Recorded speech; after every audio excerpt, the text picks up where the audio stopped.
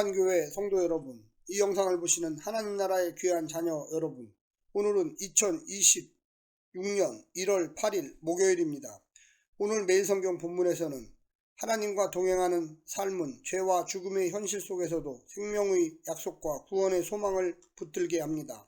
아담부터 노아까지 10대 족보는 타락 이후에도 인간이 하나님의 형상과 축복을 이어받으며 생존했음을 보여줍니다.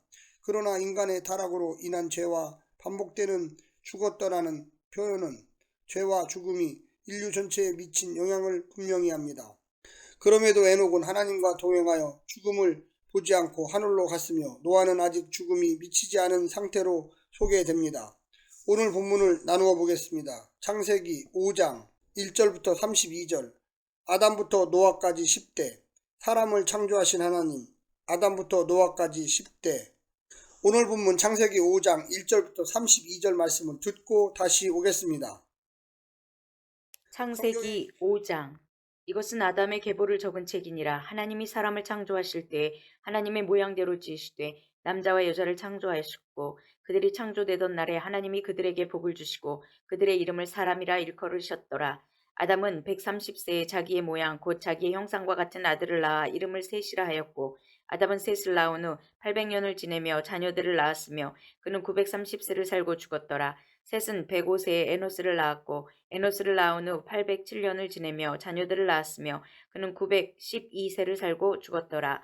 에노스는 90세에 게난을 낳았고 게난을 낳은 후 815년을 지내며 자녀들을 낳았으며 그는 905세를 살고 죽었더라. 게난은 70세에 마할랄레를 낳았고 마할랄레를 낳은 후 840년을 지내며 자녀들을 낳았으며 그는 910세를 살고 죽었더라. 마할랄레는 65세에 야렛을 낳았고 야렛을 낳은 후 830년을 지내며 자녀를 낳았으며 그는 895세를 살고 죽었더라. 야렛은 162세에 에녹을 낳았고 에녹을 낳은 후 800년을 지내며 자녀들을 낳았으며 그는 962세를 살고 죽었더라. 에녹은 65세에 무두셀라를 낳았고 무두셀라를 낳은 후 300년을 하나님과 동행하며 자녀들을 낳았으며 그는 365세를 살았더라.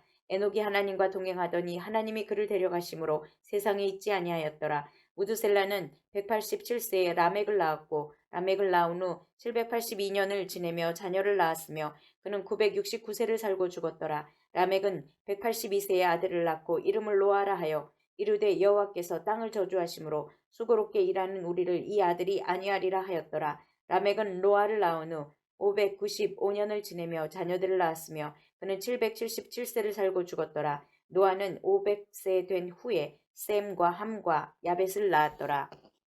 성경에 기록된 족보는 이름의 나열을 통한 혈통 계승만이 아니라 인물의 일화나 다른 정보들을 함께 수록하여 영적 통찰까지 함축하고 있습니다. 신약에는 마태복음 1장과 누가복음 3장의 예수님 관련 족보가 전부이며 그가 아브라함과 다윗의 후손으로서 성경적 예언을 성취한 분임을 보여줍니다. 반면에 구약에는 창세기, 민수기, 룻기, 역대상, 에스라, 느헤미야의 족보가 등장하여 한편으로 이스라엘의 역사적, 민족적 정체성을 세우고 다른 한편으로 하나님의 구속 역사 속에 그가 선택한 자들의 계통을 보여주고 있습니다.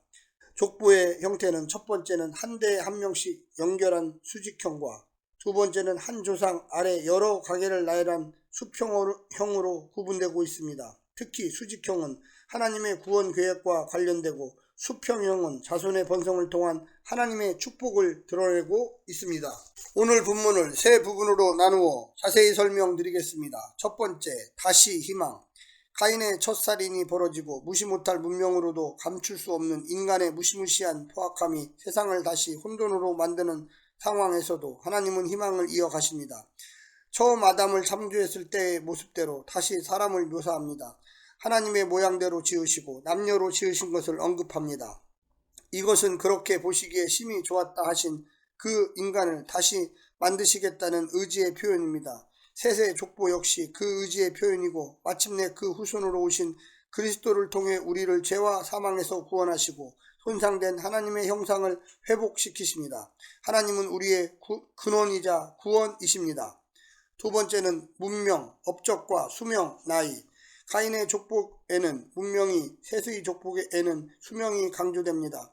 문명은 발전하는데 인간의 기력은 쇠하여 수명은 줄어듭니다. 천년의 삶을 바라보던 인간이 120세까지 살았습니다. 그런데도 자기 한계를 모르는 가인의 후손들은 세상에서 초인으로 살고자 했습니다.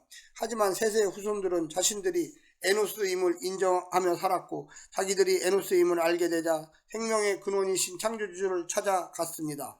또 셋의 족보에만 보이는 나이는 아무리 많은 것을 이루고 쌓아도 하나님과 상관없이 살면 단 하루도 인정받지 못하지만 하나님과 동행한 사람들의 시간은 고스란히 인정받는다는 것을 보여줍니다.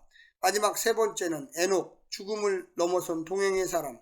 5장의 주인공은 에녹입니다. 죽음의 족보에서 죽음을 경험하지 않은 유일한 사람입니다. 그의 연수는 다른 사람들에 비하면 3분의 1 남짓입니다. 하지만 삶의 내용을 하나님과의 동행으로 채운 그에게 승천의 길을 열렸습니다.